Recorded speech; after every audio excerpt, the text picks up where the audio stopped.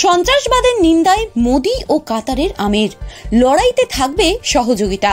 ভারতের প্রধানমন্ত্রী নরেন্দ্র মোদি এবং কাতারের আমির Sheikh Tamim bin Hamad Al Thani মঙ্গলবার দ্ব্যর্থহীনভাবে সীমান্ত সন্ত্রাসবাদ সহ সমস্ত রকম সন্ত্রাসবাদের নিন্দা করেছেন।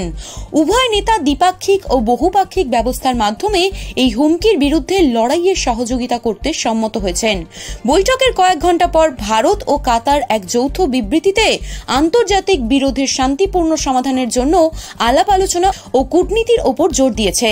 17 ও 18 ফেব্রুয়ারি কাতারের আমিরের দুদিনের ভারত সফর ভারত ও কাতারের মধ্যে বন্ধুত্ব ও সহযোগিতার দৃঢ় বন্ধনকে পুনরায় নিশ্চিত করেছে। নেতৃবৃন্দ আশা ব্যক্ত করেছেন যে এই অংশীদারিত্ব বৃদ্ধি অব্যাহত থাকবে, উভয় দেশের জনগণ উপকৃত হবে এবং আঞ্চলিক ও আন্তর্জাতিক স্থিতিশীলতায় অবদান রাখবে।